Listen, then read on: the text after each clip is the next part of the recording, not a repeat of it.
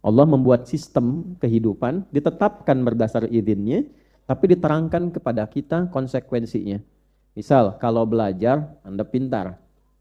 Dibuat hukum. Jadi jangan katakan begini, kenapa itu non-muslim bisa pintar? Nah, tengok, dia rajin belajar. Jadi walaupun ada orang Islam, nggak pernah belajar, yang nggak akan pintar. Oh, dia rajin bekerjanya.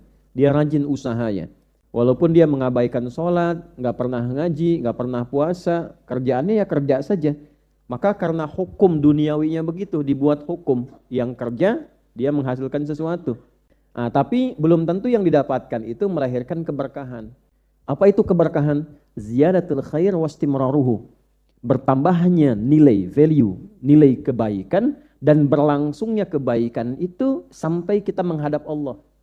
Jadi misalnya begini, minum itu menghilangkan haus kan? Jadi kalau haus, minum, itu ya standar hukumnya hausnya hilang, begitu kan? Nah, tapi kalau keberkahan itu menambah nilai dari sekedar fungsi menghilangkan haus. Jadi ketika minum, walaupun seteguk, walaupun sedikit, tapi jadi energi positif untuk menghasilkan kebaikan-kebaikan. Ternyata dengan minum ini ada energi bisa ngaji, bisa berzikir, bisa berkata yang baik-baik. Ada orang minumnya banyak, tapi tidak merubah katanya, tidak merubah lisannya untuk bisa mengeluarkan kata-kata yang positif. Kata-katanya tetap kotor, kata-katanya tetap jorok, kata-katanya tetap kasar, walaupun minumannya elit mungkin, minumannya mahal. Ya. Nah ini yang membedakan antara sesuatu yang kita raih secara kuantitas dengan sesuatu yang dihasilkan dengan kualitas. Itulah berkah namanya. Nah iman itu memberikan berkah pada segala yang diraih. Apakah ilmunya berkah enggak? Rumah tangganya berkah enggak? Nah, maka dicek, kalau di rumah tangga kurang ada keberkahan, maka coba dicek suami. Cara mencari nafkahnya mungkin belum ada iman di dalamnya. Baru sekedar pencarian saja dengan kuantitas. Yang penting kumpulkan tabungan jadi banyak. Tapi banyak itu tidak membawa sakinah. Mawaddahnya banyak, tapi sakinahnya kosong, itu hampa kehidupannya. Nanti gelisah, capek, ya, cari ketenangan di luar. Padahal harusnya di dalam itu ada sakinah, tapi nyarinya keluar. Nah, ini problem. Makanya sering saya katakan kan, kekayaan yang tidak diisi dengan ketenangan itu hampa. Nah, yang paling tinggi itu kualifikasinya yang orientasinya akhirat. Dia bekerja dunia, tapi parameternya untuk akhiratnya. Kalau sudah seperti itu, jaminannya dari Allah langsung. Ulaika ala hudam. Allah yang perhatikan, Allah yang rawat, Allah yang antarkan. Nggak pusing nanti. Masalah rizki, gitu kan? Masalah pengetahuan. Nggak banyak persoalan. Masalah tetap ada, tapi diringankan oleh Allah sebelum mengalaminya.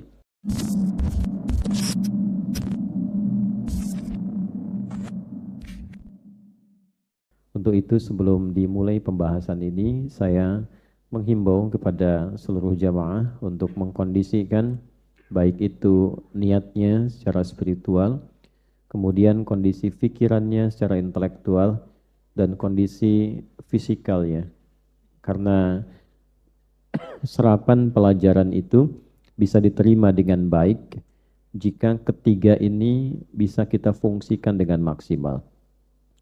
Apapun itu yang kita pelajari, ketika tiga hal ini bisa kita maksimalkan, fokus dan kekuatannya baik, maka setiap pelajaran dan pengetahuan yang melekat di dalamnya itu mudah diterima.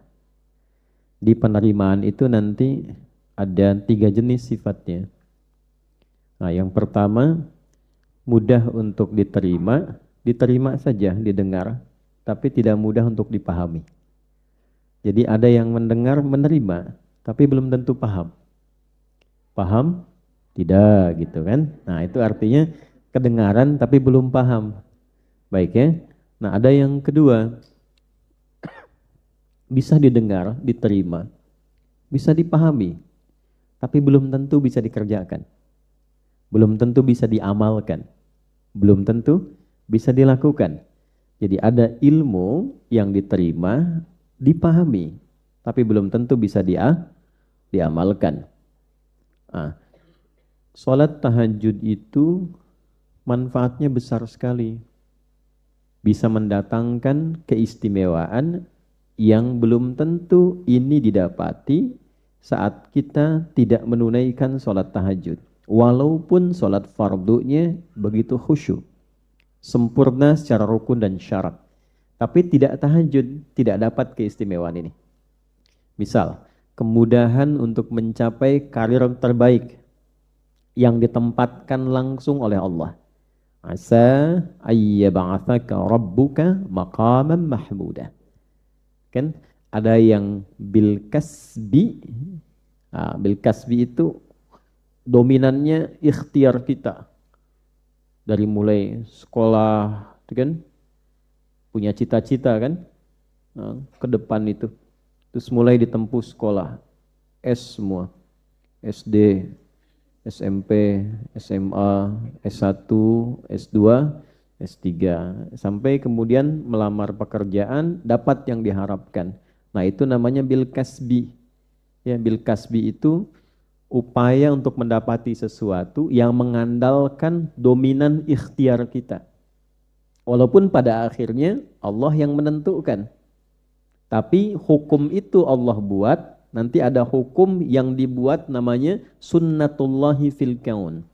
Allah membuat sistem kehidupan, ditetapkan berdasar izinnya, tapi diterangkan kepada kita konsekuensinya. Misal, kalau belajar, Anda pintar. Dibuat hukum. Nah ini tidak ada korelasinya dengan keimanan, keyakinan, agama. Jadi jangan katakan begini, kenapa itu non-muslim bisa pintar? Nah, tengok, dia rajin belajar. Jadi walaupun ada orang Islam nggak pernah belajar, yang nggak akan pintar. Jelas ya? Nah itu namanya sunnatullahi fil kaun. Kenapa dia kaya misalnya? Ya, nah ada proses kasb di situ. Ada proses ikhtiar. Oh dia rajin bekerjanya, dia rajin usahanya. Ketika si X misalnya hanya 2 jam dalam sehari, dia 20 jam.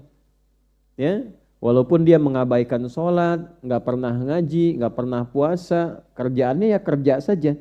Maka karena hukum duniawinya begitu, dibuat hukum yang kerja, dia menghasilkan sesuatu. Jelas sampai sini? Baik ya? Nah, tapi belum tentu yang didapatkan itu melahirkan keberkahan. Nah, keimanan itu menentukan keberkahan dari apapun yang diraih. Bisa ilmu, bisa harta, bisa kedudukan. Kapan kedudukan itu bisa berkah? Ketika ada iman.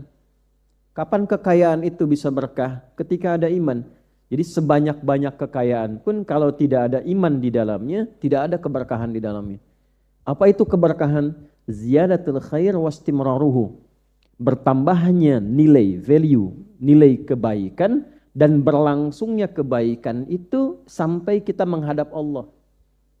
Ya, catat kalimat itu baik-baik ya. Jadi misalnya begini, dari mana taunya kalau minuman ini berkah? Ya, kan ada yang standar saja, minum itu menghilangkan haus kan. Jadi kalau haus, minum, itu ya standar hukumnya hausnya hilang, begitu kan.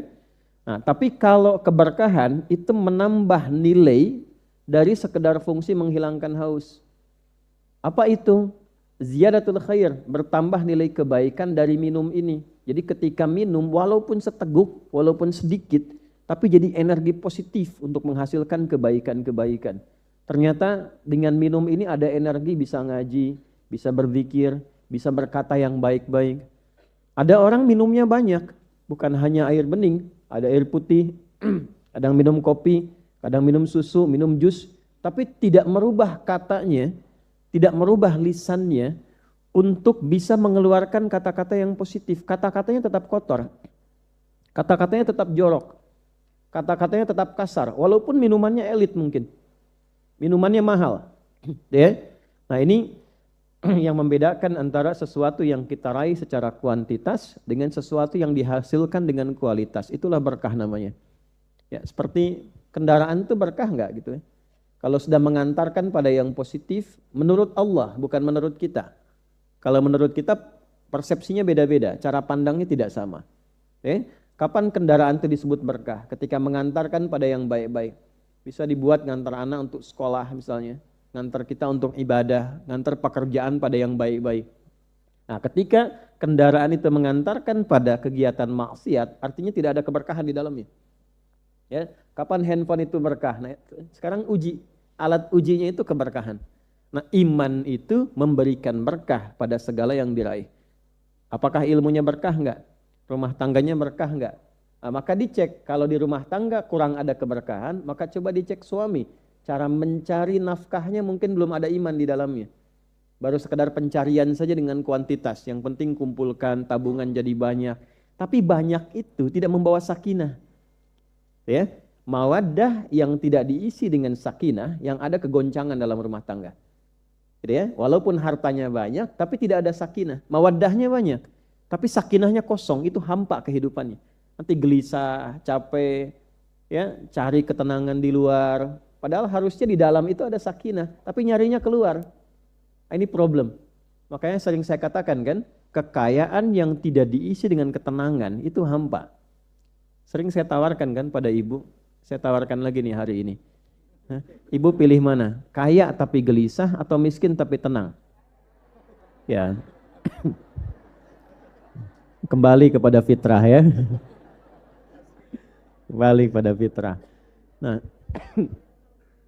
ini poin-poin yang penting yang kita garis bawahi sebelum kita masuk ke inti bahasan kita. Jadi pastikan dalam kegiatan sehari-hari yang kita jalani itu ada keberkahan di dalamnya. Karena berkah itu yang menentukan kualitas uji di hari kiamat.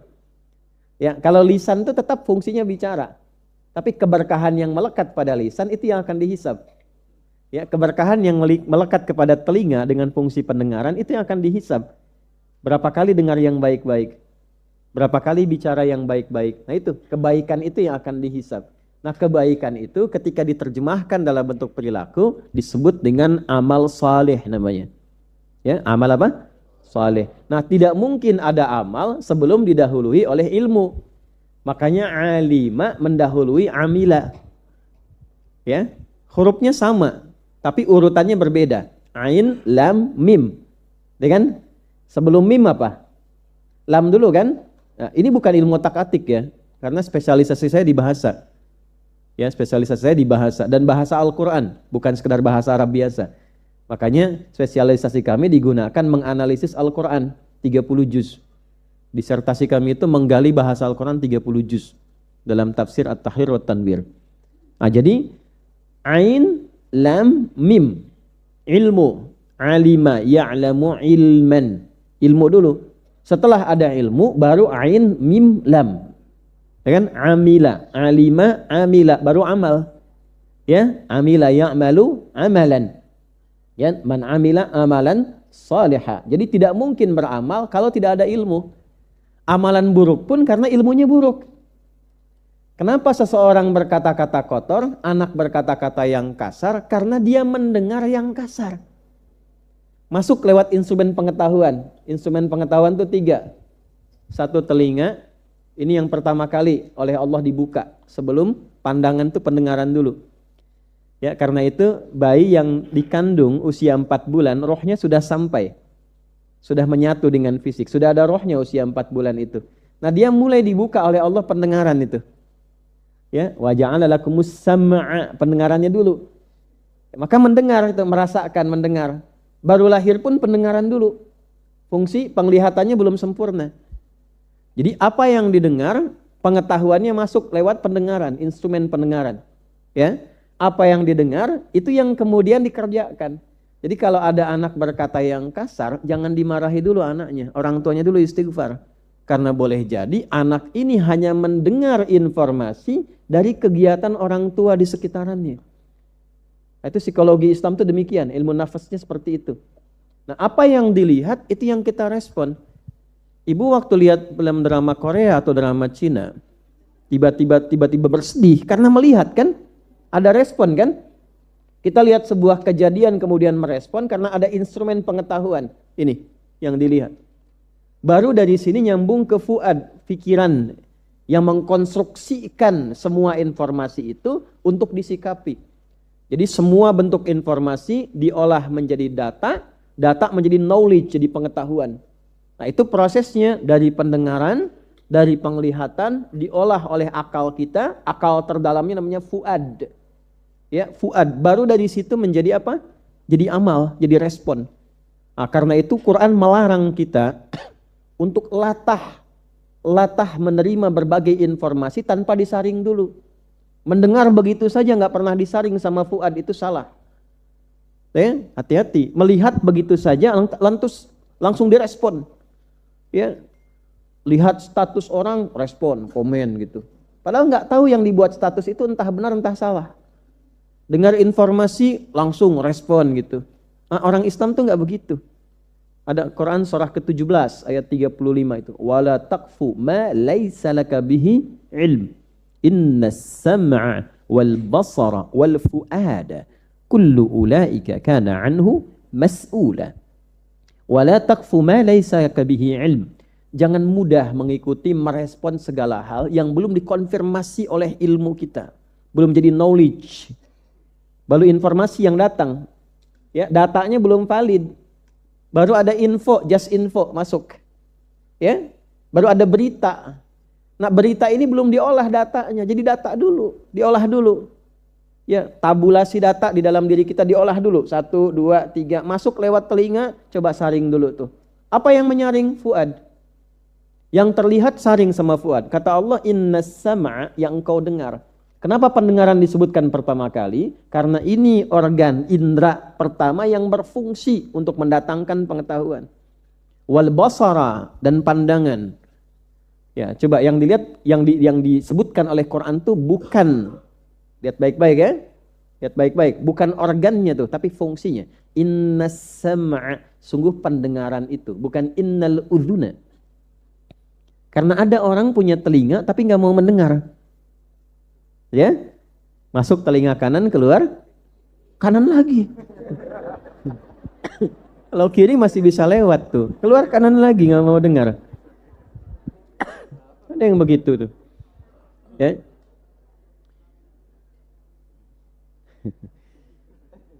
Masuk telinga kanan, keluar kanan. Wal basara, dan fungsi penglihatan.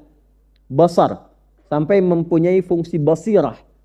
Ya. Bi'ainil basirah bil qalbil basirah. Jadi ada fungsi pandangan yang jelas, yang teliti.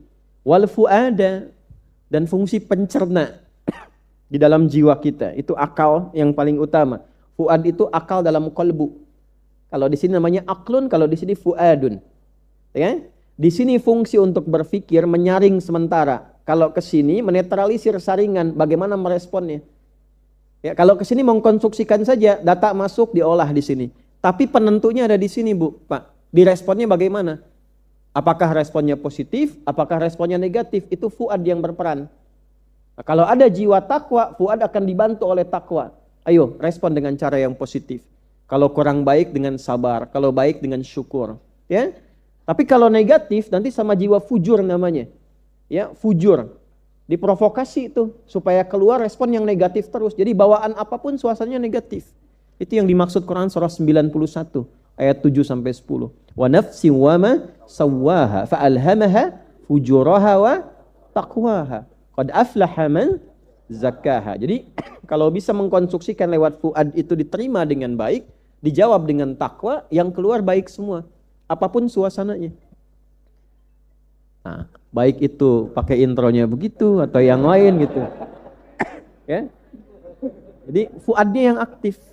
Apa nih respon dalam suasana demikian? Keluar. Nah, itulah yang dilatih selama puasa. Nah, dalam konteks menerima ilmu, saya kembalikan ke awal pembahasan tadi. Nanti ada 3 tipikal. Dia mendengar tapi belum memahami. 1. Kedua, dia mendengar memahami tapi belum bisa mengamalkan. Yang ketiga, bisa mendengar sampai kemudian memahami, kemudian mengamalkan. Maka di titik inilah penting tadi saya awali sebelum kita memulai, kita memadukan 3 unsur pokok dalam kehidupan kita. Yang pertama secara fisik ini. Ya, fisik kita mesti siap. Makanya dalam satu hadis yang sangat populer dan para ulama menyantumkan hadis ini dalam pembahasan awal di bidang apapun pada umumnya. Termasuk Al-Imam An-Nawawi rahimahullahu ta'ala memasukkan hadis ini pada nomor 2 dalam Al-Arba'in 42 hadis itu. Ya kan? Dikenal dengan hadis Jibril. Sumbernya dalam Sahih Muslim, nomor hadis yang ke-8. Rawinya tersambung pada sahabat Umar bin Khattab radhiyallahu ta'ala anhu. Ya. An Amiril Mu'minin Abi Hafsin Umar bin Khattab radhiyallahu ta'ala anhu qala bainama nahnu julusun 'inda Rasulillah sallallahu alaihi wasallam إذ طلع علينا رجل شديد بياض الثياب شديد السواد الشعر لا يرى عليه أثر السفر ولا يعرفه منا أحد fajalasa ila an-nabiy sallallahu alaihi wasallam fa asnada rukbatayhi ila rukbatayhi wa wada'a kaffayhi ala fakhidayhi faqala ya Muhammadun akhbirni anil Islam. Baru masuk ke fase akal. Paham? Tidak. Ya, kata Sayyidina Umar bin Khattab radhiyallahu taala anhu, saat kami duduk-duduk santai bersama Rasulullah, ngaji santai. Jadi ada pengajian yang cukup serius, ada yang duduk-duduk santai. Tapi sering saya katakan dalam ilmu sanad, santainya sahabat pun yang dicari orang terbaik. Kenapa? Karena dalam suasana santai, orang terbaik itu yang keluar, itu selalu manfaat juga. Walaupun bercanda, candanya ada hikmahnya. Walaupun tertawa, tidak berlebihan. Makanya berteman dengan orang terbaik. Terbaik itu yang soleh menurut Allah. Nanti kualifikasinya yang Al-Baqarah 1-5 itu.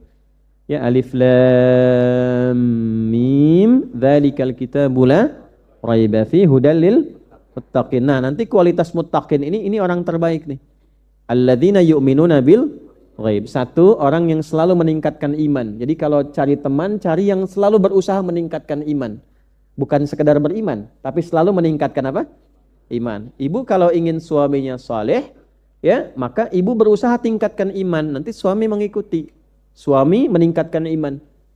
Ya, Anda bayangkan, beriman saja minta ditingkatkan, apalagi tidak beriman. Jadi kalau belum beriman, belum tentu baik menurut Al-Qur'an. Jelas? Walaupun mungkin teman itu secara duniawi baik, tapi nanti ada ketidakbaikan yang tersembunyi. Sampai di sini bisa dipahami nggak? Ketidakbaikan yang tersembunyi itu saat ada kepentingan ibadah, akidah, itu memberikan was-was pada diri kita tanpa kita sadari. Lama-lama jadi toleransi. Paham nggak? Mengerti ya sampai di situ. Kemudian wa yuqimunas. Nah, peningkatan iman itu bisa dibuktikan dengan peningkatan pada sholatnya. Baik senang berjamaahnya, menjaga sholatnya, mengingatkannya. Kalau punya teman yang seperti itu luar biasa. Wa mimma razaqnahum yunfiqun, punya nilai sosial yang tinggi. Ada orang beriman, sholat, ditambah dengan yang ketiga, senang bersifat sosial, senang bantu. Ya, ada dia bantu, tidak ada dia usahakan bantu juga. Itu orang terbaik. Walladzina yu'minuna bima unzila ilaik. Orang-orang yang senang mengkaji Al-Qur'an, senang belajar. Ya? Walladzina min unzila min qablik. Dan orang-orang yang senang belajar dari pengetahuan masa lalu, senang belajar. Ada yang ngaji, ada yang belajar kajian dan sebagainya. Wabil akhiratihum. Nah, yang paling tinggi itu kualifikasinya yang orientasinya akhirat. Dia bekerja dunia tapi parameternya untuk akhiratnya. Kalau sudah seperti itu luar biasa. Bawa manhaj ini, kurikulum ini dalam keluarga. Minimal misalnya mendidik anak dengan tipikal Al-Baqarah 5 ayat. Belajar suami istri menjadi tipikal Al-Baqarah 5 ayat. Kalau sudah seperti itu, jaminannya dari Allah langsung. Ulaika ala hudam. Allah yang perhatikan, Allah yang rawat, Allah yang antarkan. Enggak pusing nanti. Masalah rizki, gitu kan? Masalah pengetahuan. Enggak banyak persoalan. Masalah tetap ada, tapi diringankan oleh Allah sebelum mengalaminya. Wa ulaika humul muflihun. Dan hidupnya cenderung sukses dan bahagia. Nah, jadi apa yang dilakukan pertama kali oleh para sahabat itu, mereka dalam bergaul mencari orang-orang soleh yang demikian. Sehingga bercandanya pun baik. Nah, teman-teman yang masih kuliah, ya, cari teman-teman yang baik, cari dosen yang baik. Ya, Nabi Isa alaihissalam punya ibu siapa? Sayyidah Maryam. Sayyidah Maryam itu ditunjukkan oleh orang tuanya. Ya, orang tuanya siapa? Imran alaihissalam dengan Hannah, gitu kan? Kemudian Imran meninggal sebelum Maryam itu terlahir. Tapi sudah punya komitmen kedua orang tua ini. Siapa yang dicarikan guru untuk merawat Maryam itu, mendidiknya? Sayyidina Zakaria alaihissalam. Beliau bukan hanya pintar, tapi soleh. Ya, ada soleh yang kurang pintar, ada pintar yang kurang soleh. Cari yang pintar dan soleh. Nah, cari sekolah begitu, Bu. Ya, sebelum masuk pesantren cek dulu gurunya soleh enggak selain pintar. Pembimbingnya soleh enggak selain pintar. Ya, cari sekolah yang umum juga begitu. Jangan sampai nanti pintarnya dominan tapi karena kurang soleh, lulus pintar tapi enggak beradab. Ya, ini berbahaya. Ini berbahaya. Maka apa yang diajar oleh Sayyidina Umar bin Khattab radhiyallahu taala anhu, kami itu kalau duduk-duduk santai yang dicari Nabi. Nanti kalau enggak ketemu Nabi, kualifikasinya di bawah siapa sahabat? Yang punya akhlaknya mengikuti Nabi, mirip-mirip gitu. Nah, itu yang demikian. Kalau belum ketemu, kita belajar menjadi orang seperti itu. sesuai dengan level kemampuan kita. Makanya penting belajar sirah, keluarkan satu-satu. Jangan banyak-banyak dulu. Ya, hari ini misalnya belajar sebulan cara bicaranya Nabi. Jangan banyak-banyak, jangan berlebihan, banyak gitu kan, tidak, satu-satu dulu. Cara memandang Nabi, cara jalan Nabi, satu-satu keluarkan. Cara berpakaiannya Nabi. Kalau sudah merasa nikmat, nanti terjadi perubahan dalam hidup. Ya, dicoba saja, coba pelan-pelan. Nah, apa kata Umar bin Khattab radhiyallahu taala anhu? Ketika kami sedang duduk-duduk santai, tiba-tiba ada seorang datang mau ikut gabung, mau belajar. Tapi yang pertama diterjemahkan apa? Disifati itu. Kata beliau itu fisikalnya. Jadi siap untuk belajar. Ini orang pakaiannya putih, bersih, rapi. Nah, tidak harus selalu menunjukkan pakai baju putih misalnya, tidak juga. Ya, oh nanti kajian bulan depan semua pakai baju putih ya, putih misalnya kan. Nah, salah sih tidak, tapi pemahamannya tidak harus begitu. Maksudnya apa? Di sini menunjukkan kesiapan untuk belajar sesuai dengan konteksnya. Ya, kalau masuk kampus yang siap, pakaian rapi, pakai dasi, pakai jas misalnya masuk, bersih, rapi, sesuai konteks. Antum masuk misalnya ke UI pakai jubah kan aneh juga gitu kan. Tapi kalau kampus-kampus agama misalnya masuk ya mungkin masih bisa diterima sesuai konteksnya, siap. Rambut tersisir rapi, artinya apa? Siap-siap dulu minimal wudu, mandi supaya tidak ngantukan. Nah, coba kalau murid melihat ustadz ngantukan gimana? Ya, ustadz juga sama lihat murid mundur-minggir dikit, kan? Cari posisi yang kira-kira strategis gitu kan? Nah, makanya orang-orang serius kelihatan dari fisiknya. Begitu sudah kelihatan tersisir rapi, apa yang terjadi? Kata Omar, dia duduk mencari saf paling depan, langsung ke depan itu. Ya, kenapa? Karena di depan itu akan menjaga fokus. Ini mau ngantuk susah kan? Mau ngeluarin handphone juga nggak bisa kayak yang di tengah-tengah belakang itu. Nggak bisa begini, nggak mungkin depan saya begini. Yang ada kan fokus gitu. Ya, kemudian sikap sempurna. Makanya kenapa dari TK diajarkan sikap sempurna, duduk rapi gitu ya. Itu hadisnya ada, mengambil dari hadis ini. Ya. Fa'asnada rukbatayhi ila rukbatayhi wa wada'a kaffayhi ala fakhidhaihi, melekatkan tangannya di pahanya begini. Nah, ini jangan diterjemahkan begitu juga, bisa sikap sempurna yang membuat kita itu nyaman dalam duduk, fokus dalam menyimak. Ya. Jelas sampai sini. Nah, maka kenapa tadi di awal saya katakan handphone turun dulu, phone, tuh ya. Nah, enggak, ini contoh turun. Nah, itu turun gitu. Karena nanti antara begini dengan begini akan berbeda fokusnya. Ya. Nah, kenapa direkam begini itu? Direkam itu bukan hanya memfasilitasi teman-teman yang belum sempat bergabung di sini untuk menyimak, tapi kalau Anda butuh pengulangan, Anda bisa mengulang kembali. Bikin catatan, poin-poin utamanya ditulis lagi dan sebagainya. Itu fungsinya demikian. Nah, jadi kalau sudah mau masuk, sudah semua perangkat-perangkat siap. Saya kalau ngajar di kampus, saya dosen juga di kampus, tapi khusus mengajar S3. Di linguistik gitu ya. Nanti ada linguistik forensik, ada semiotik, ada macam-macam cara baca tanda ya. Nanti ada kajian analisis wacana kritis. Jadi melihat wajah-wajah begini ini ada ilmunya. Ya, wajah yang ketika senyum ternyata punya masalah tuh ada tuh. Ya, wajah yang baru dimarahin istri juga ada kelihatan tuh. Ya. Ya. Itu ada di semiotik, nanti ada ilmu tentang tanda. Nah, balik ke sini. Jadi kalau sudah siap fisiknya, nah ini pikiran. Imam Nawawi itu runtut sekali. Ada kitab namanya At-Tibyan fi Adab Hamalatil Quran. Ya, kadang-kadang saya nyebut kitab ini untuk dipelajari, dikaji, bukan untuk endorse. Itu tukang-tukang toko buku kadang-kadang video saya dicomot tuh, tek gitu kan, dikeluarin dia jualan tuh. Ya, Anda ambil aja dari Google misalnya, dicek, keluarin At-Tibyan. Nanti ada sikap-sikap mengendalikan fisik, mengatur kesiapan pikiran. Jangan masuk dulu ke majelis ilmu kalau pikiran masih kalut. Selesaikan dulu di luar. Termasuk maaf ya, para guru nih. Kalau mau mengajar di level apapun, punya masalah sebelum datang ke kelas. Jangan dibawa masalah ke kelas. Selesaikan di luar kelas dulu. Ini penting sekali. Termasuk murid yang belajar demikian. Ada masalah, selesaikan dulu. Sebelum pelajaran dimulai, selesaikan. Sehingga tidak terganggu cara berpikir kita. Nah, yang ketiga, baru ini yang difungsikan. Hati. Nah, inilah pentingnya niat. Niat itu, nah ini tolong disimak baik-baik ini ya, di bab ini nih. Niat itu adalah proses mengkondisikan pikiran dan fisik supaya diserap oleh kolbu. Jadi begitu fisik menerima, akal kemudian menyerap, ditembuskannya ke sini. Jadi ilmunya nggak ke sini, Pak. Ilmunya ke sini. Ya. Jadi ketika misalnya saya mengucapkan ini, Anda dengar lewat telinga, tuh ditangkap oleh akal, diteruskannya ke sini ke kolbu. Jadi nggak nyangkut di sini. Karena ini hanya nanti meneruskan saja untuk diamalkan. Istilah kerennya mengkonstruksikan, merekayasa, mengatur supaya perintah dari sini itu, perintahnya mudah dilakukan oleh fisik. Di perintah itu dari sini, bukan dari sini. Misal nih, Adi bicara dari sini tuh.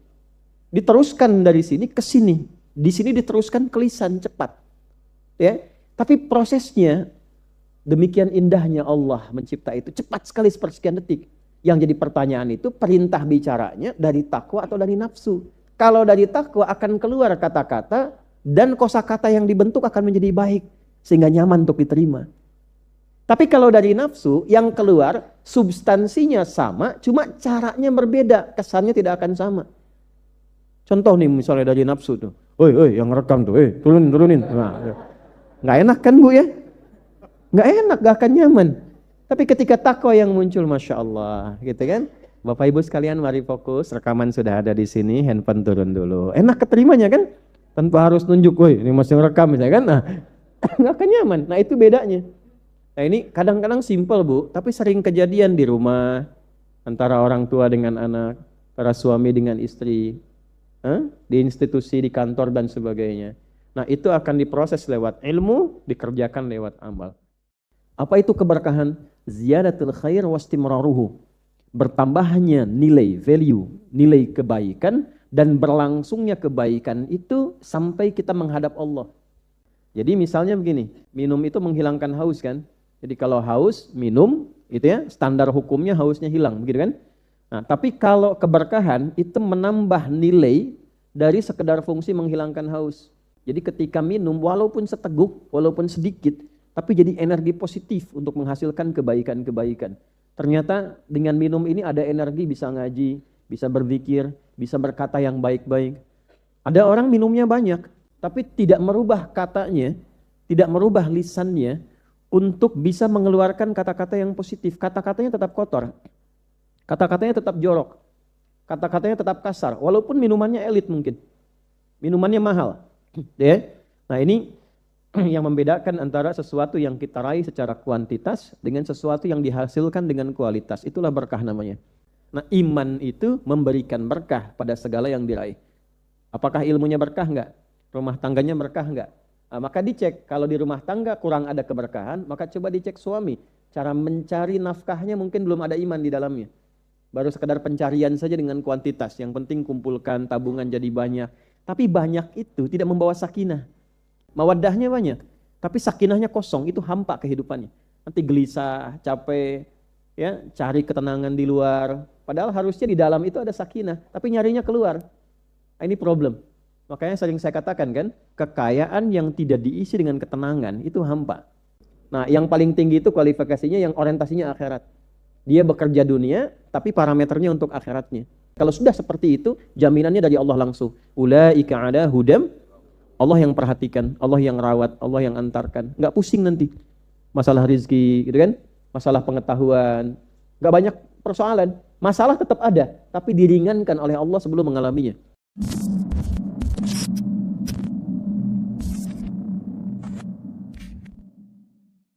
Untuk itu sebelum dimulai pembahasan ini, saya menghimbau kepada seluruh jamaah untuk mengkondisikan baik itu niatnya secara spiritual, kemudian kondisi pikirannya secara intelektual, dan kondisi fisikalnya. Karena serapan pelajaran itu bisa diterima dengan baik jika ketiga ini bisa kita fungsikan dengan maksimal. Apapun itu yang kita pelajari, ketika tiga hal ini bisa kita maksimalkan, fokus dan kekuatannya baik, maka setiap pelajaran dan pengetahuan yang melekat di dalamnya itu mudah diterima. Di penerimaan itu nanti ada 3 jenis sifatnya. Nah, yang pertama, mudah untuk diterima, diterima saja, didengar, tapi tidak mudah untuk dipahami. Jadi ada yang mendengar, menerima, tapi belum tentu paham. Paham? Tidak, gitu kan. Nah, itu artinya kedengaran tapi belum paham. Baik ya. Nah, ada yang kedua, bisa didengar, diterima, bisa dipahami, tapi belum tentu bisa dikerjakan. Belum tentu bisa diamalkan. Belum tentu bisa dilakukan. Jadi ada ilmu yang diterima, dipahami, tapi belum tentu bisa diamalkan. Nah, sholat tahajud itu manfaatnya besar sekali. Bisa mendatangkan keistimewaan yang belum tentu ini didapati saat kita tidak menunaikan sholat tahajud. Walaupun sholat fardunya begitu khusyuk, sempurna secara rukun dan syarat, tapi tidak tahajud, tidak dapat keistimewaan ini. Misal, kemudahan untuk mencapai karir terbaik yang ditempatkan langsung oleh Allah. Asa ayyab'atsaka rabbuka maqaman mahmuda. Kan ada yang bil kasbi. Nah, bil kasbi itu dominannya ikhtiar kita. Dari mulai sekolah, kan punya cita-cita kan, nah, ke depan itu. Terus mulai ditempuh sekolah, S semua, SD, SMP, SMA, S1, S2, S3, sampai kemudian melamar pekerjaan, dapat yang diharapkan. Nah, itu namanya bil kasbi. Ya, bil kasbi itu upaya untuk mendapati sesuatu yang mengandalkan dominan ikhtiar kita. Walaupun pada akhirnya Allah yang menentukan. Tapi hukum itu Allah buat, nanti ada hukum yang dibuat namanya sunnatullahi fil kaun. Allah membuat sistem kehidupan, ditetapkan berdasar izinnya, tapi diterangkan kepada kita konsekuensinya. Misal, kalau belajar, Anda pintar. Dibuat hukum. Nah, ini tidak ada korelasinya dengan keimanan, keyakinan, agama. Jadi jangan katakan begini, kenapa itu non-muslim bisa pintar? Nah, tengok, dia rajin belajar. Jadi walaupun ada orang Islam nggak pernah belajar, yang nggak akan pintar. Jelas ya? Nah, itu namanya sunnatullahi fil kaun. Kenapa dia kaya misalnya? Ya. Nah, ada proses kasb di situ. Ada proses ikhtiar. Oh, dia rajin bekerjanya. Dia rajin usahanya. Ketika si X misalnya hanya 2 jam dalam sehari, dia 20 jam. Ya. Walaupun dia mengabaikan sholat, nggak pernah ngaji, nggak pernah puasa, kerjaannya ya kerja saja. Maka karena hukum duniawinya begitu, dibuat hukum yang kerja, dia menghasilkan sesuatu. Jelas sampai sini? Baik ya? Nah, tapi belum tentu yang didapatkan itu melahirkan keberkahan. Nah, keimanan itu menentukan keberkahan dari apapun yang diraih. Bisa ilmu, bisa harta, bisa kedudukan. Kapan kedudukan itu bisa berkah? Ketika ada iman. Kapan kekayaan itu bisa berkah? Ketika ada iman. Jadi sebanyak-banyak kekayaan pun kalau tidak ada iman di dalamnya, tidak ada keberkahan di dalamnya. Apa itu keberkahan? Ziyadatul khair wastimraruhu. Bertambahnya nilai, value, nilai kebaikan dan berlangsungnya kebaikan itu sampai kita menghadap Allah. Catat kalimat itu baik-baik ya. Jadi misalnya begini, dari mana taunya kalau minuman ini berkah? Ya, kan ada yang standar saja, minum itu menghilangkan haus kan. Jadi kalau haus, minum, itu ya standar hukumnya hausnya hilang, begitu kan? Nah, tapi kalau keberkahan itu menambah nilai dari sekedar fungsi menghilangkan haus. Apa itu? Ziyadatul khair, bertambah nilai kebaikan dari minum ini. Jadi ketika minum, walaupun seteguk, walaupun sedikit, tapi jadi energi positif untuk menghasilkan kebaikan-kebaikan. Ternyata dengan minum ini ada energi bisa ngaji, bisa berzikir, bisa berkata yang baik-baik. Ada orang minumnya banyak, bukan hanya air bening, ada air putih, kadang minum kopi, kadang minum susu, minum jus, tapi tidak merubah katanya, tidak merubah lisannya untuk bisa mengeluarkan kata-kata yang positif. Kata-katanya tetap kotor, kata-katanya tetap jorok, kata-katanya tetap kasar, walaupun minumannya elit mungkin, minumannya mahal. Ya. Nah ini yang membedakan antara sesuatu yang kita raih secara kuantitas dengan sesuatu yang dihasilkan dengan kualitas. Itulah berkah namanya. Ya, seperti kendaraan itu berkah enggak gitu ya. Kalau sudah mengantarkan pada yang positif menurut Allah, bukan menurut kita. Kalau menurut kita persepsinya beda-beda, cara pandangnya tidak sama.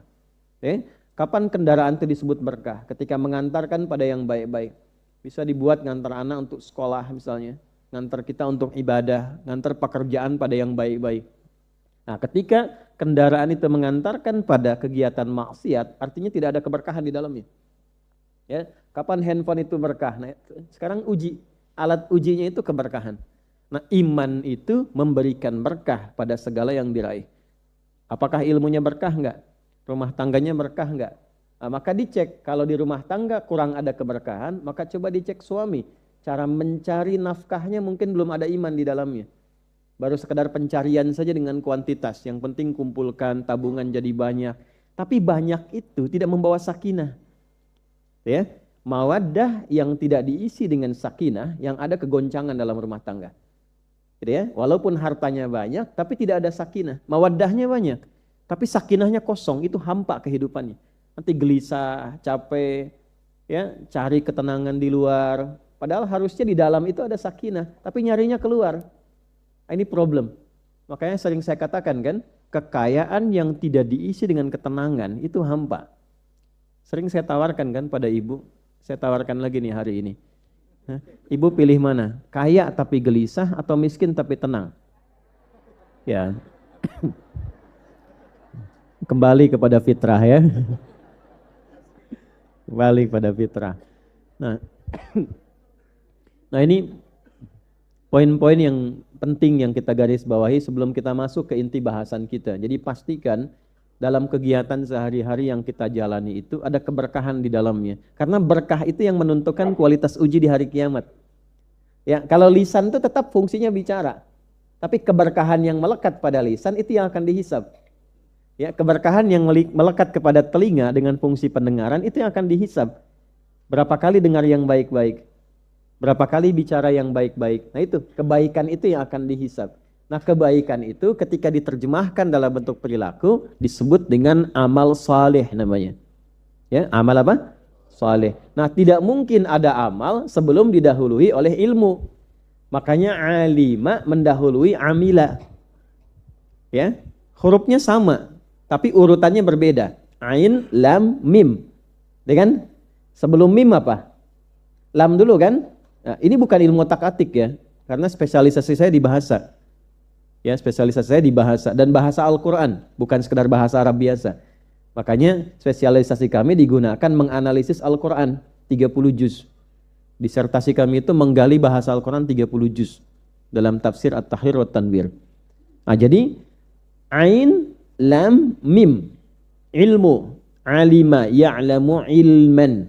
Ilmu dulu. Setelah ada ilmu baru ain, mim, lam. Ya kan? Amila, alima, amila, baru amal. Ya, amila ya'malu amalan. Ya, man amila amalan salihah. Jadi tidak mungkin beramal kalau tidak ada ilmu. Amalan buruk pun karena ilmunya buruk. Kenapa seseorang berkata-kata kotor, anak berkata-kata yang kasar? Karena dia mendengar yang kasar. Masuk lewat instrumen pengetahuan. Instrumen pengetahuan itu 3. 1 telinga. Ini yang pertama kali oleh Allah dibuka. Sebelum pandangan itu pendengaran dulu. Ya, karena itu bayi yang dikandung usia 4 bulan, rohnya sudah sampai. Sudah menyatu dengan fisik. Sudah ada rohnya usia 4 bulan itu. Nah dia mulai dibuka oleh Allah pendengaran itu. Ya, wa ja'ala lakumus sam'a, pendengarannya dulu. Maka mendengar itu, merasakan mendengar. Baru lahir pun pendengaran dulu. Fungsi penglihatannya belum sempurna. Jadi apa yang didengar, pengetahuannya masuk lewat pendengaran, instrumen pendengaran. Ya, apa yang didengar itu yang kemudian dikerjakan. Jadi kalau ada anak berkata yang kasar, jangan dimarahi dulu anaknya, orang tuanya dulu istighfar. Karena boleh jadi anak ini hanya mendengar informasi dari kegiatan orang tua di sekitarannya. Itu psikologi Islam itu demikian, ilmu nafasnya seperti itu. Nah, apa yang dilihat itu yang kita respon. Ibu waktu lihat film drama Korea atau drama Cina, tiba-tiba bersedih karena melihat kan, ada respon kan? Kita lihat sebuah kejadian kemudian merespon karena ada instrumen pengetahuan. Ini yang dilihat. Baru dari sini nyambung ke fuad, pikiran yang mengkonstruksikan semua informasi itu untuk disikapi. Jadi semua bentuk informasi diolah menjadi data, data menjadi knowledge, jadi pengetahuan. Nah, itu prosesnya dari pendengaran, dari penglihatan, diolah oleh akal kita, akal terdalamnya namanya fuad. Ya, fuad. Baru dari situ menjadi apa? Jadi amal, jadi respon. Nah, karena itu Quran melarang kita untuk latah menerima berbagai informasi tanpa disaring dulu. Mendengar begitu saja nggak pernah disaring sama fuad itu salah. Ya, hati-hati. Melihat begitu saja langsung direspon. Ya, lihat status orang, respon, komen gitu. Padahal nggak tahu yang dibuat status itu entah benar entah salah. Dengar informasi langsung respon gitu. Nah, orang Islam tuh nggak begitu. Ada Quran surah ke-17 ayat 35 itu. Wala taqfu ma laisa laka bihi ilm. Innas sam'a wal basara wal fuada kullu ulaika kana anhu mas'ula. Wala taqfu ma laisa laka bihi ilm. Jangan mudah mengikuti merespon segala hal yang belum dikonfirmasi oleh ilmu kita. Belum jadi knowledge. Baru informasi yang datang. Ya, datanya belum valid. Baru ada info, just info masuk. Ya, baru ada berita. Nah, berita ini belum diolah datanya, jadi data dulu, diolah dulu. Ya, tabulasi data di dalam diri kita diolah dulu. 1, 2, 3, masuk lewat telinga, coba saring dulu tuh. Apa yang menyaring? Fuad. Yang terlihat saring sama fuad. Kata Allah, innas sam'a, yang engkau dengar. Kenapa pendengaran disebutkan pertama kali? Karena ini organ indera pertama yang berfungsi untuk mendatangkan pengetahuan. Wal basara, dan pandangan. Ya, coba yang dilihat, yang disebutkan oleh Quran tuh bukan, lihat baik-baik ya. Lihat baik-baik, bukan organnya tuh, tapi fungsinya. Innas sam'a, sungguh pendengaran itu, bukan innal udhuna. Karena ada orang punya telinga tapi nggak mau mendengar. Ya, masuk telinga kanan, keluar kanan lagi. Kalau kiri masih bisa lewat tuh, keluar kanan lagi nggak mau dengar. Ada yang begitu tuh. Ya.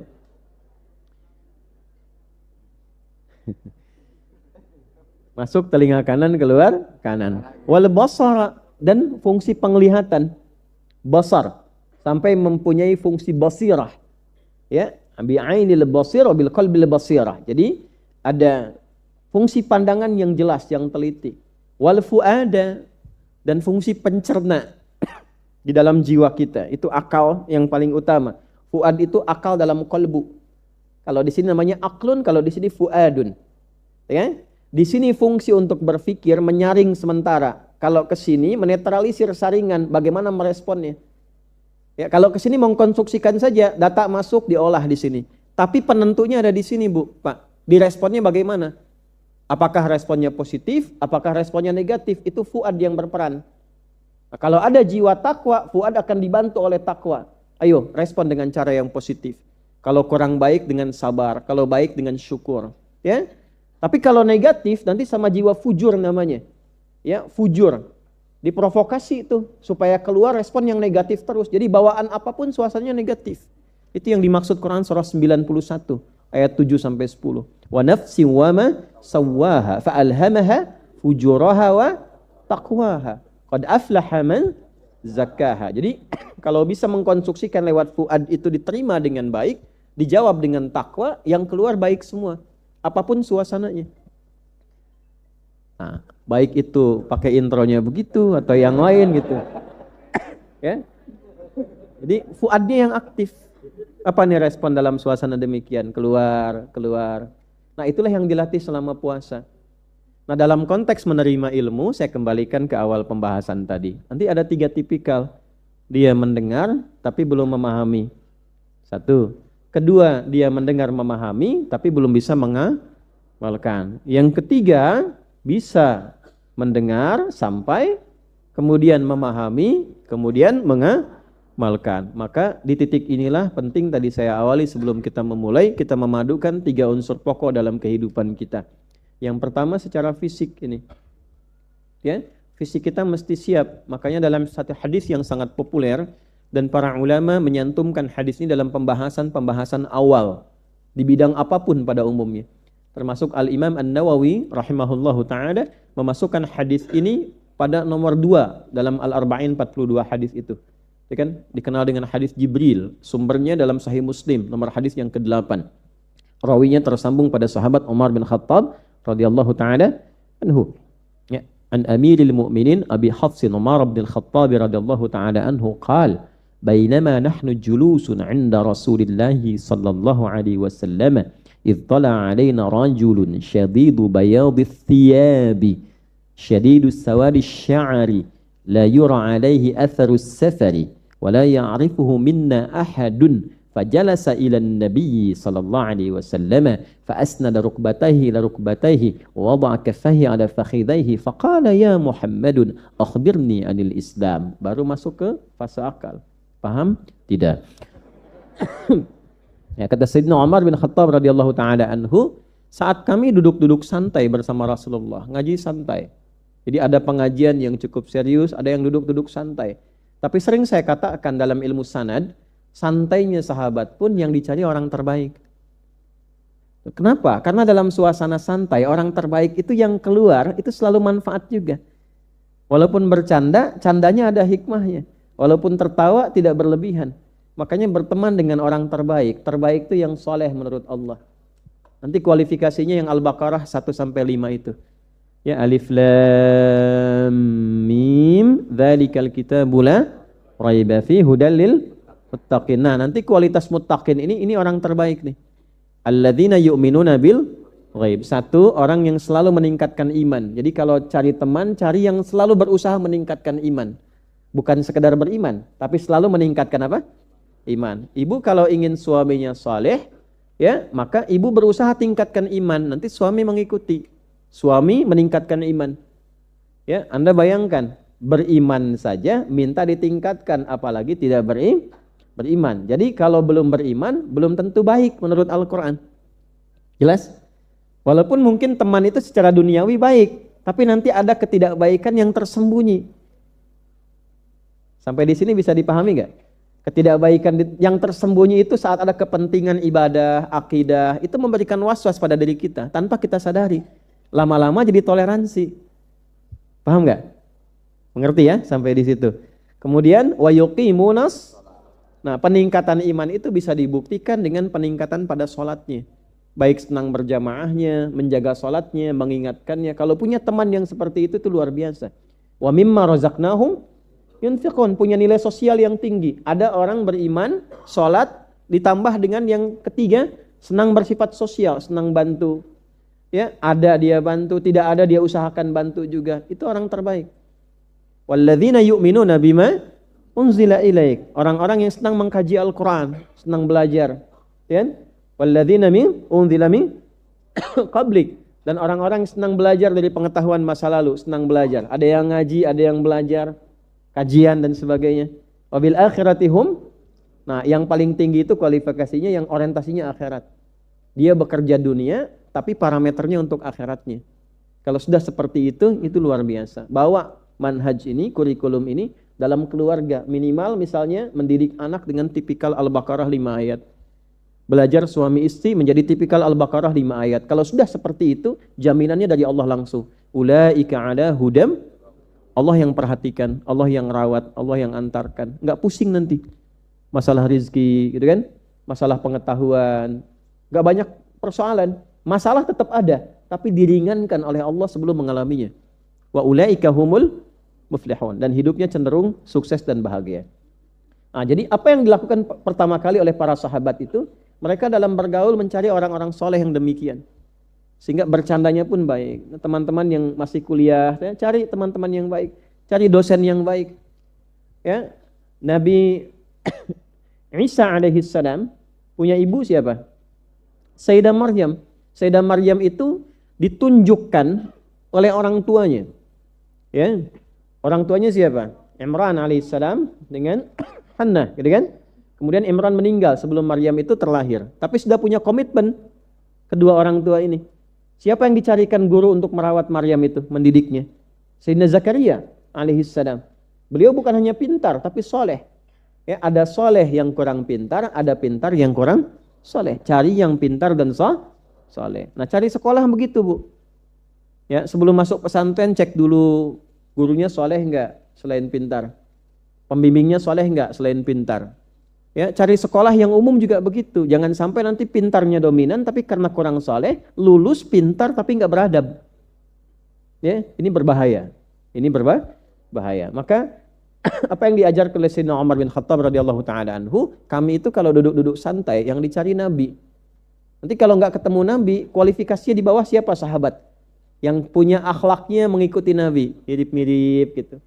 Nah, itu yang demikian. Kalau belum ketemu, kita belajar menjadi orang seperti itu. Sesuai dengan level kemampuan kita. Makanya penting belajar sirah, keluarkan satu-satu. Jangan banyak-banyak dulu. Ya, hari ini misalnya belajar sebulan cara bicaranya Nabi. Jangan banyak-banyak, jangan berlebihan, banyak gitu kan, tidak. Satu-satu dulu. Cara memandang Nabi, cara jalan Nabi, satu-satu keluarkan. Cara berpakaiannya Nabi. Kalau sudah merasa nikmat, nanti terjadi perubahan dalam hidup. Ya, dicoba saja, coba pelan-pelan. Nah, apa kata Umar bin Khattab radhiyallahu taala anhu? Ketika kami sedang duduk-duduk santai, tiba-tiba ada seorang datang mau ikut gabung, mau belajar. Tapi yang pertama diterjemahkan apa? Disifati itu. Kata beliau itu fisikalnya. Jadi siap untuk belajar. Ini orang pakaiannya putih, bersih, rapi. Nah, tidak harus selalu menunjukkan pakai baju putih misalnya, tidak juga. Ya, oh nanti kajian bulan depan semua pakai baju putih ya, putih misalnya kan. Nah, salah sih tidak, tapi pemahamannya tidak harus begitu. Maksudnya apa? Di sini menunjukkan kesiapan untuk belajar sesuai dengan konteksnya. Ya, kalau masuk kampus yang siap, pakaian rapi, pakai dasi, pakai jas misalnya masuk, bersih, rapi, sesuai konteks. Antum masuk misalnya ke UI pakai jubah kan aneh juga gitu kan. Tapi kalau kampus-kampus agama misalnya masuk ya mungkin masih bisa diterima sesuai konteksnya, siap. Rambut tersisir rapi, artinya apa?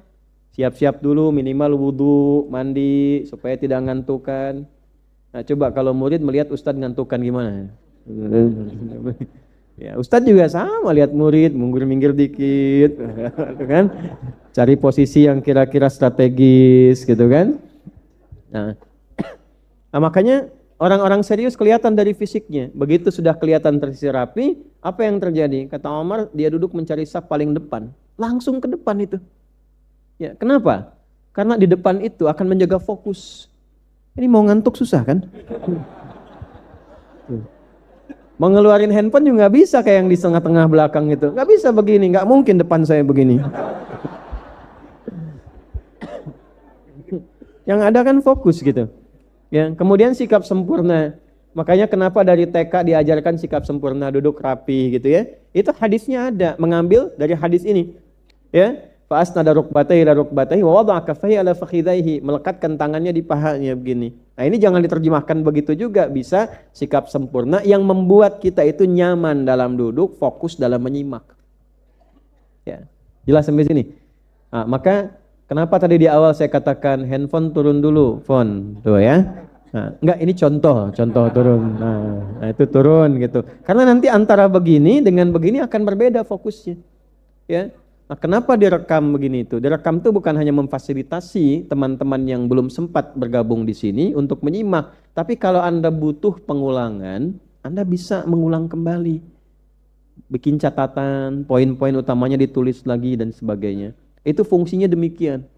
Nah, jadi kalau sudah mau masuk, sudah semua perangkat-perangkat siap. Saya kalau ngajar di kampus, saya dosen juga di kampus, tapi khusus mengajar S3 di linguistik gitu ya. Nanti ada linguistik forensik, ada semiotik, ada macam-macam cara baca tanda ya. Nanti ada kajian analisis wacana kritis. Jadi melihat wajah-wajah begini ini ada ilmunya. Ya. Wajah yang ketika senyum ternyata punya masalah, tuh ada tuh.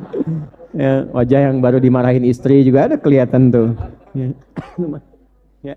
Itu ada di semiotik, nanti ada ilmu tentang tanda. Nah, balik ke sini. Jadi kalau sudah siap fisiknya, nah ini pikiran. Imam Nawawi itu runtut sekali. Ada kitab namanya At-Tibyan fi Adab Hamalatil Quran. Ya, kadang-kadang saya nyebut kitab ini untuk dipelajari, dikaji, bukan untuk endorse. Itu tukang-tukang toko buku kadang-kadang video saya dicomot tuh, tek gitu kan, dikeluarin, dia jualan tuh.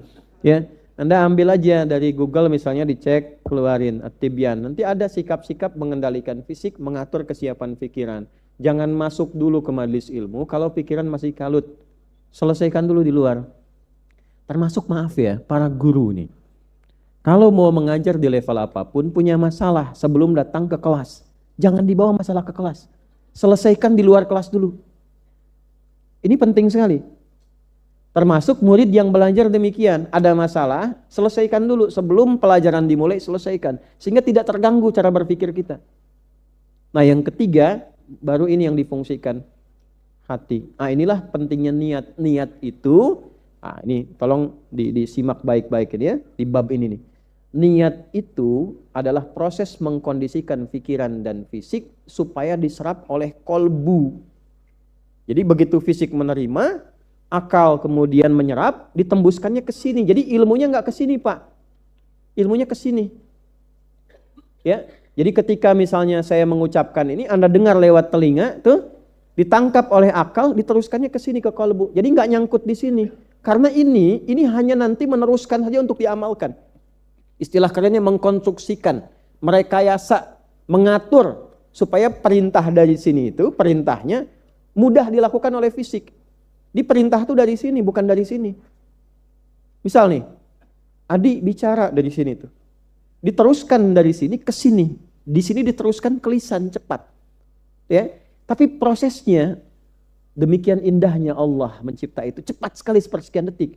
Yang jadi pertanyaan itu perintah bicaranya dari takwa atau dari nafsu. Kalau dari takwa akan keluar kata-kata dan kosakata yang dibentuk akan menjadi baik sehingga nyaman untuk diterima. Tapi kalau dari nafsu yang keluar substansinya sama, cuma caranya berbeda, kesannya tidak akan sama. Contoh nih misalnya dari nafsu tuh, oi yang rekam tuh, turunin. Nah, nggak enak kan Bu ya? Nggak enak, nggak akan nyaman. Tapi ketika takwa yang muncul, Masya Allah, gitu kan? Bapak Ibu sekalian mari fokus, rekaman sudah ada di sini, handphone turun dulu. Enak keterimanya kan? Tanpa harus nunjuk, woi ini masih rekam misalnya kan? Nah, nggak akan nyaman. Nah itu bedanya. Nah ini kadang-kadang simpel Bu, tapi sering kejadian di rumah, antara orang tua dengan anak, para suami dengan istri, di institusi, di kantor dan sebagainya. Nah itu akan diproses lewat ilmu, dikerjakan lewat amal.